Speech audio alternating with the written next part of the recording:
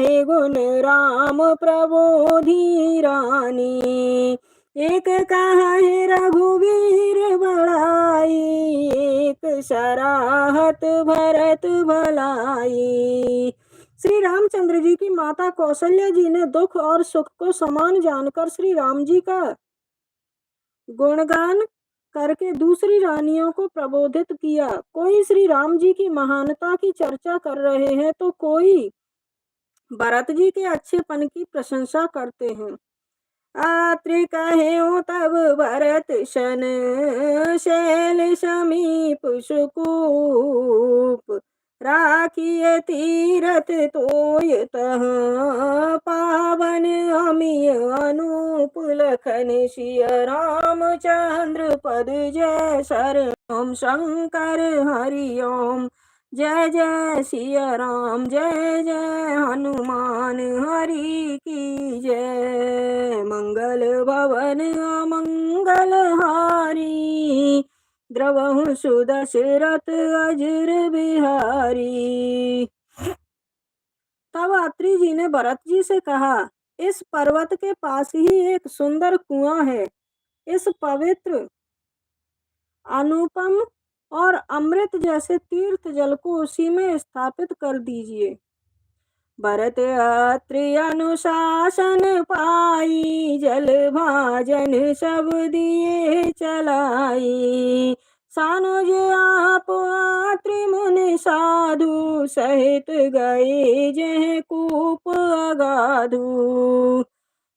भरत जी ने अत्रि मुनि की आज्ञा पाकर जल के सब पात्र भेज दिए और छोटे भाई शत्रुघ्न और मुनि तथा अन्य साधु संतों सहित स्वयं वहां चले गए जहां वह अथाह कुआं था।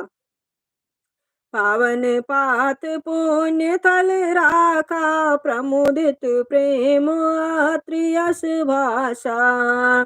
तात अनादि सिद्ध थल हो, लोप्यो काल विदित नहीं केहू।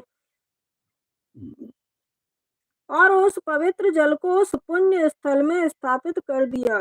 तब अत्रि ऋषि ने प्रेम से आनंदित होकर ऐसा कहा, हे तात, यह अनादि काल का सिद्ध स्थल है। काल क्रम से इसका लोप हो गया था, इसलिए किसी को इसका पता नहीं था।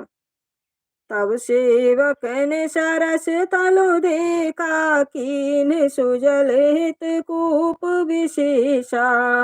विधिवश भयउ विश्वोपकारु, सुगम अगम अति धर्म विचारु। तब भरत जी के सेवकों ने उस जल से भरे स्थान को देखा और उस सुंदर तीर्थों के जल के लिए एक खास कुआं बना लिया। संयोगवश विश्व भर का उपकार हो गया। धर्म का विचार जो अत्यंत अगम था, वह इस कूप के प्रभाव से सुगम हो गया। भरत कोप अब कहे हैं लोगा, ते पावन तीरथ जल जोगा। प्रेम सनेम ने माजत प्राणी, होई है विमल करम मन बानी। अब इस कूप को लोग भरत कूप कहेंगे। तीर्थों के जल के स्थापित होने से तो यह अत्यंत ही पवित्र हो गया है।